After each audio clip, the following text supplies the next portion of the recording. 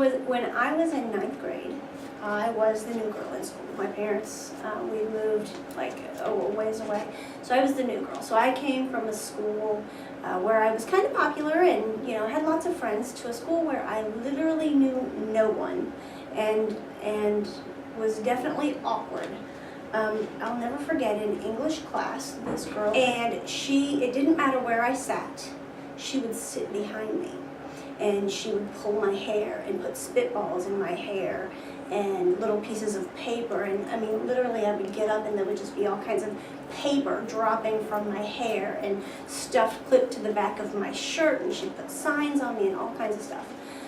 So one day I came in and it just made me feel terrible. It made me feel like no one liked me and just sad, and I didn't want to go to that class. And one day I went in and she put gum in my hair. In ninth grade, you would think we would get past that at ninth grade, but we hadn't.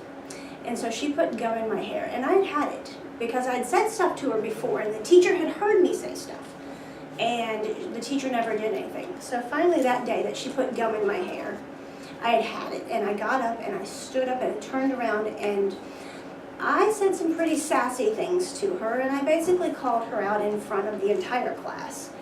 And that was it. She stopped.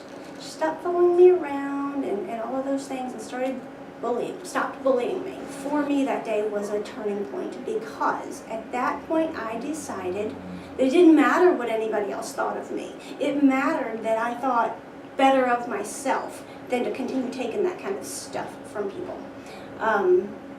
And after I stood up for myself, I think in life I have carried that with me and said, you know what, I'm better than that. Nobody can treat me that way, and that's a boundary that I've set for myself. Yeah, so I feel better about that. Science says that you are born with your eyes, as an infant, the same size that they're going to be through your entire life.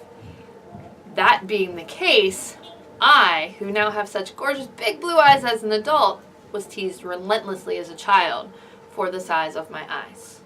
If you can think of something that had big eyes, then I was probably called it most of the time I was in elementary and middle school. It started in high school with me too, and then it finally dawned on me and clicked that if I let that bother me, that I was giving those people that were calling me the names the power to make me feel bad. And nobody has the right to have that power over somebody else. So I took ownership of me and my eyes, and now my eyes are my best asset. I never experienced bullying in my childhood, but I have unfortunately experienced bullying in my adulthood. I know what it feels like to walk into a room and have every person turn their back and start whispering, and it is a horrible feeling. Fortunately, as an adult, I know how to deal with it, but as a child, I cannot imagine where those emotions go. What happens to that child? Don't put anyone in that situation.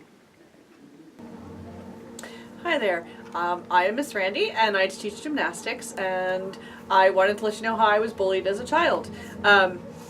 Most of you know, because I get around to doing my roots at some point in time, but I grew up with a white streak of hair that ran right down the side of my head. I got beat up for it, I got pushed around for it, I had no friends for it, I was called a boy for it. People were just really mean. But you know what? I said thank you, and I walked away from it, and I became a much stronger person because of it. I love me. I'm the best me that I can be, and I did not allow anybody pushing me around or bullying me to ruin that spirit. And I think I've done really well. So remember, people do things and people say things for whatever reasons that are going on within them. But you know, as long as you're being the best person that you can be, stand up to it.